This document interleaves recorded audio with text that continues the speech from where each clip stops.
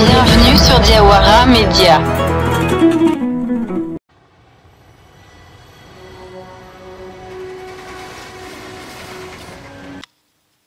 Assalamu alaikum Diawara Media kan bawo mali kono mali ko kan fefe sin wakati na ka Diawara Media lagbe am fele plateau kan nana président am bena yininka parce que fasoko be kala ko be dise kita imriani fo fasoko ro dongo patron salam alaikum ba keta marhaba Diawara am fele ni mali ba kono be kala rumeur men bibi donc il faut ne se ka miriani mandi faso dinguma ni rumeur ko kan rumeur kelej men folo mali rumeur ka chante ba kama soro rumeur men an kun media ni radio le rumeur men gambi ka fo kama soro ibika la déplacer ko ka mo jama wo ibika kata dolu ko ibika kata parce que faut ka fo teni ko dolu ko kata ele be se kambiri anyu mo fo anye okoka bon ibika kata bitadi dawlu jume parce que ba do malikola nere era ti fe kan dado malikola parce que mali de era ti mali fe wallahi mali dente mebe mali fe président joro ka dogo malla sa o yitu yadi président mo ko kelende feo mali de to chama be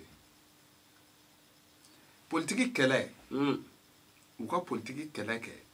u ko mali de untoyi anga na so nyini ebi mo kele la wallahi kalo na so ba be bulu fo ben alaje mais bu munun bo ka tugu no fe ouais o shi faga na so ta bulu o selma o yitu yadi mi exemple suruma do di ma donwo na era tatola abarara la mina kalaban kwati yele a soro demsanu ngele no ka siratike daro bugo demsanu ko kurango ulu joda jmame mali kuran ko la Allah kuran ka dan de mal ni kurante an fe vle ni an bebe se ka vi ka soro al kurante o selma ko nyana ba be an go ta mu kana demsanu dado kuma na ka demsanu boga tu di fagali ni banani mafu Allah na fato lawo ogweni o jeni keta ne bina min fi marikola an nga joro fem na bi o ya nga dumini ko ibe ka ko an wo den kerefe ibe ka to sanfla de na ngo ibe ka mai sanfla an fe on vle ni amini ka sambi na ne soro ogweni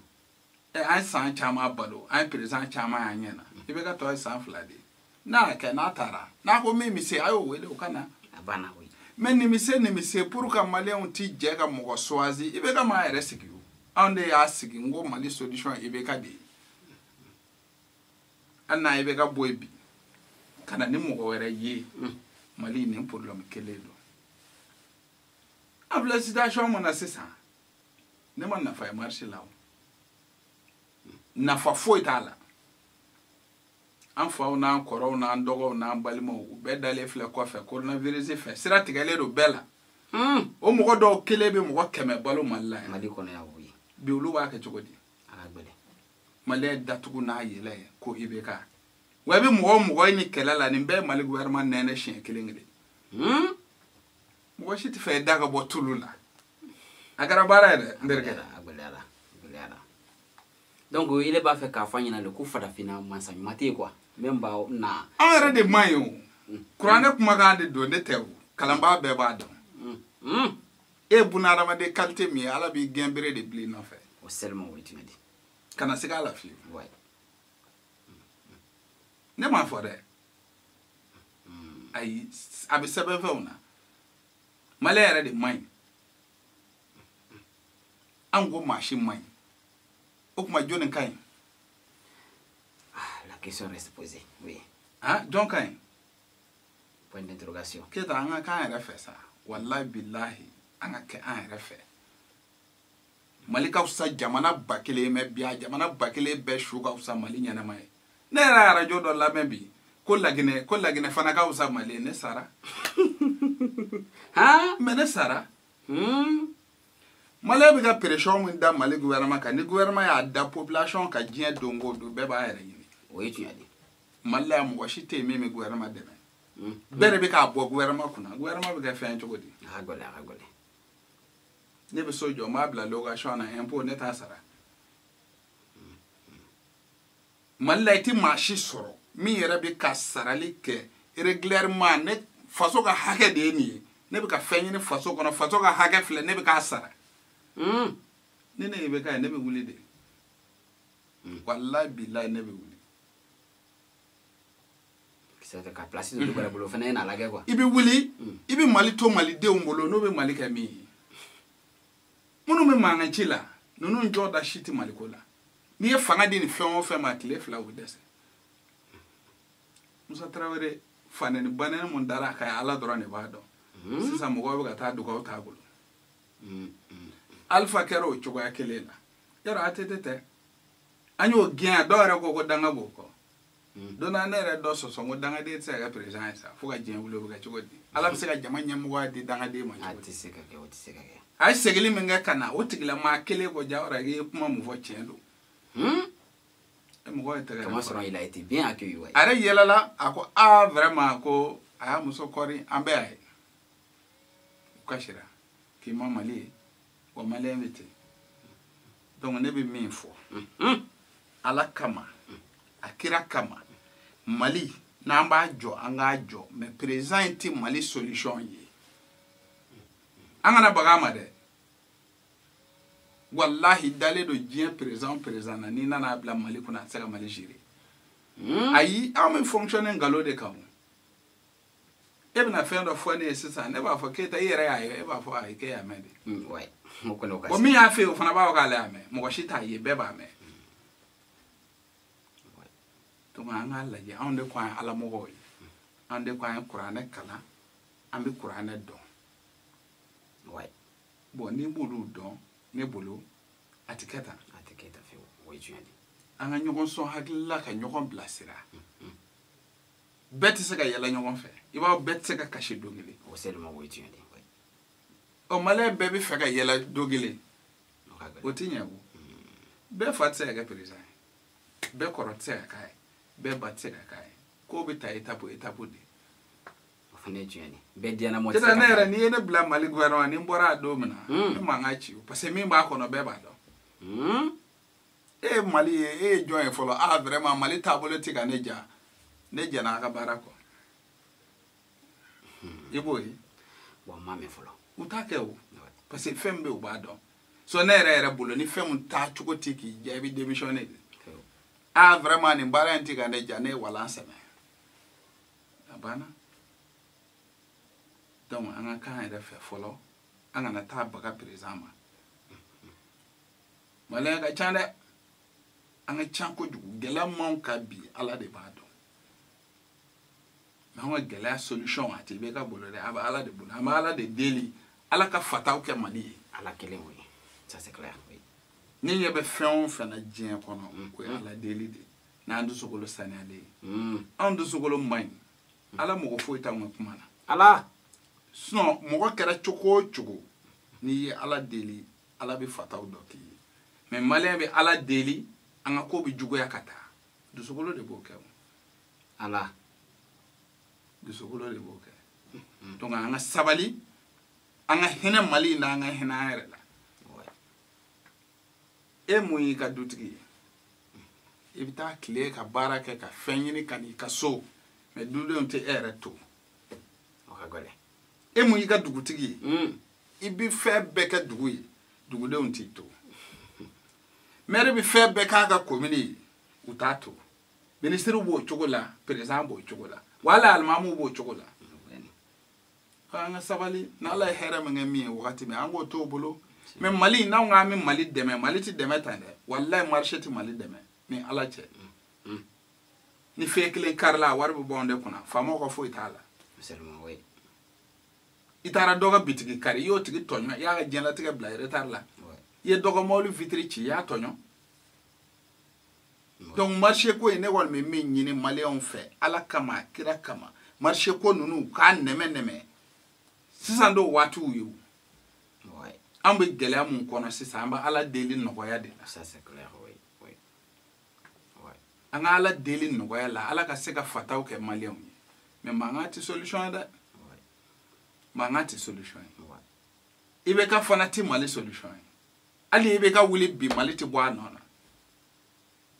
i bɛ ka bɔ yen bi Mali tɛ bɔ a nɔ na walahi bilahi Mali tɛ bɔ a nɔ na u dame mɔgɔ la a ka du u k'a fɔ bɔ anw dalen don ne la diɲɛ bɛɛ a kana sigi Mali la n'a ye kalo kelen kɛ i bɛ tigɛ la i b'a sɔrɔ dɔw bɛ k'a nɛni maliyɛn bɛ wari sɔrɔ o de la nɛni ani nkalon an bɛ ka balo o de la nkalon ni namara jamana mun taala i bɛ taa baga o ɲɛmɔgɔw ma mun na depuis fitini i bɛ wolo nkalon la ka mɔ a la kana kɔrɔya la ka fɛn ɲini a la ka fɛn sɔrɔ a la mɔgɔ yɛrɛ bɛ nkalontigɛlaw tɛmɛ dɔ a karisa yɛrɛ dɔw ka di ala bi dɛ a dun balo ye nkalon ye e yɛrɛ b'a dɔn donc an ka kan yɛrɛ fɛ an ka ala deli an yɛrɛ ye an ka ala deli an yɛrɛ ye o de kɔni ka di ne ye pour que mɔgɔw ka se k'a lajɛ an k'a dɔn tɔɔrɔ b'anw ka bi ala don mɔgɔ tɛ n'i ka tɔɔrɔ bɔ ala ko la k'a bila mɔgɔ kan i tɛ lafiya non i tɛ lafiya o de mɔri ni soma caya i tɛ lafiya fiyewu parce que an yɛrɛ bolo tɔɔrɔ min b'an kan ala tɛ oui ala dun de y'anw da an bɛ yɔrɔ o yɔrɔ ale de ɲɛ b'an na i bɛ kɔlɔn kɔnɔ a ɲɛ b'i la i bɛ so kɔnɔ a ɲɛ b'i la n'an ka tɔɔrɔ ta k'a kɛ mɔgɔw ye e bɛ lafiya donc maliyɛnw an ka sabali an ka sabali an ka sabali jamana in an ka hinɛ minɛ an ka jamana in hinɛ minɛ minnu bɛ mankan ci la a y'u t'u ka mankan ci la olu b'u ka jɔyɔrɔ ko de la u tɛ maliko la dɛ ni ala cɛ u bɛ jɔyɔrɔ ko de la maliko tɛ so n'i bɛ maliko la an bɛ ka taa fɛn o fɛn na ni si tɛ mali jɔ ni bana in nana sisan e y'a mɛn jɔn da fɔlɔ k'a fɔ bɔ ne ka so bɛ luwanze la n jɛ n'a luwanze wari kɔni waati in bɛɛ fo ka taa fɔ lafiya kɛra i y'o ye réseau jumɛn kan non ne m'a ye media kasi a m'a ye media kasi a radio la non i ye jɔn ye k'a fɔ bɔ ninnu bɛ ne ka sigida de la bɔn mɔgɔ si tɛ kuran sara mɔgɔ tɛ ji sara se bɛ ne ye ne b'o bɛɛ sara non mɔgɔ tɛ e y'o mɔgɔ ye non m'a mɛn m'a ye hali malo bɔra minnu y'a di an yɛrɛ bɛ min dɔn ko min y'a ta di a ka quartier la o ma kɛ sedubilen ye sa bɛɛ taara di gouvernement de ma o bɛɛ ye marché ɲini de ye o n'aw ko halisa ko faso ka jɔ a tɛ jɔ maa si kɔ dɔrɔmɛ kelen tɛ dɔgɔya faso ko la miliyari tɛ dɔgɔya faso ko la n'i ye b'a di i bɛ fɛ ka faso dɛmɛ i seko kɛ i ni dama jira i bɛ yɔrɔ min na dɔ tɛ bɔ a tɔɔrɔ la n'i ye diɲɛ di ne ma bi walahi ko ɲuman bɛ bɔ a kalama walahi ko ɲuman bɛ bɔ a kalama sani mɔgɔ wɛrɛw ka bɔ a kalama ko ɲuman bɛ bɔ a kalama fɔlɔ donc an ka sabali faso in an k'a lajɛ an ka faso in minɛ n'an dusukolo ye yadɔ anw da tɛ politiki ko ye depuis ala y'an da an di politiki la hali n'an bɛna don a la an ma don a la fɔlɔ mais min ka d'an ye an b'o fɔ pour que an bɛ se ka lafiya cogo min na jamana in kɔnɔ n'a ye faso ko ye minnu bɛ jɔyɔrɔ ɲini na ala kama u kana taa maa si devoir u yɛrɛ nɔfɛ u ka jɔyɔrɔ ko la parce que hali n'u jɔyɔrɔ sɔrɔ u mago tɛ maa si la ni caman ye fanga in kɛ ka tɛmɛ u b'a la waati min na mɔgɔ ma kuma mɛn u da o ayi u ti kuma yɛrɛ bɔn n'a fɔra min da ka bɔ tulu la u bɛ wuli ka fan bɛɛ ka mankan ye o tɛ solution ye dɛ donc an k'a lajɛ jamana in an ka ɲɔgɔn dɛmɛ an ka jamana in jɔ ne m'a fɔ u kana marché kɛ dɛ mais wallahi sisan da wagati ayi n'i bɛ ka bɔra ye bi a tɛ foyi tiɲɛ i bɛ ka ye a bɛ mun ɲɛ anw yɛrɛ ye sozoro wulila sozoro nana mali denmisɛnninw ko denmisɛnninw de ye solution ye denmisɛnnin jumɛn bɛ yen n'u kɔrɔmpira cɛkɔrɔbaw kusayar'u ye hakɛ b'a la hakɛ t'a la o depuis anw ma wolo dɔw bɛ fonction in na hali sini u bɛ fonction in na wa hali n'i y'u bɔ yen ka denmisɛnnin dɔ bila u tɛ se k'a baara ayi maliyɛn denmisɛnnin tɛ baara dege o an tɛ miiri baara yɛrɛ la an kɔni ko k'a tan k'a yɛrɛ kɛ donc an ka sabali ala kama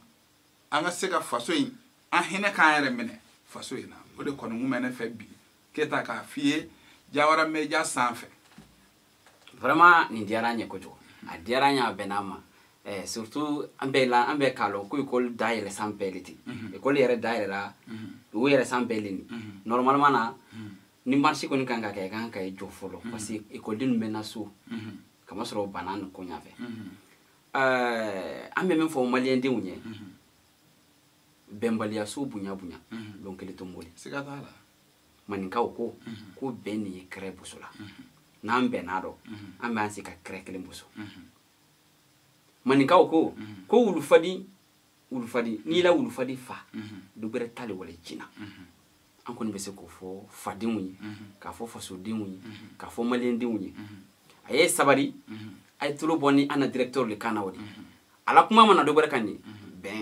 ben doro ko anyi ben anya mbulu di nyoma ala ko ba mali ba ka se katanya kumali an be dini dunyarate ka gbele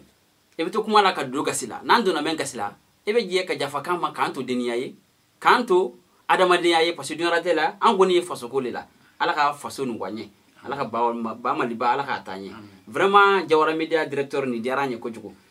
ayen ma ko faso dinya faso dinya ye droni faso te wala sila kan droni be boki imriya fo ki hankilina fo nimbena ala ka shin kenda adi ala ka shin kenda adi Jawara Media kanuba wo ala ka shin kenda am bema ka Jawara Media kun ka tanye ka Jawara Media ke lulu bay nyata lo lulu meno ka ke karo bay nyata lo karo meno ala ka ambe deme wole wassalam.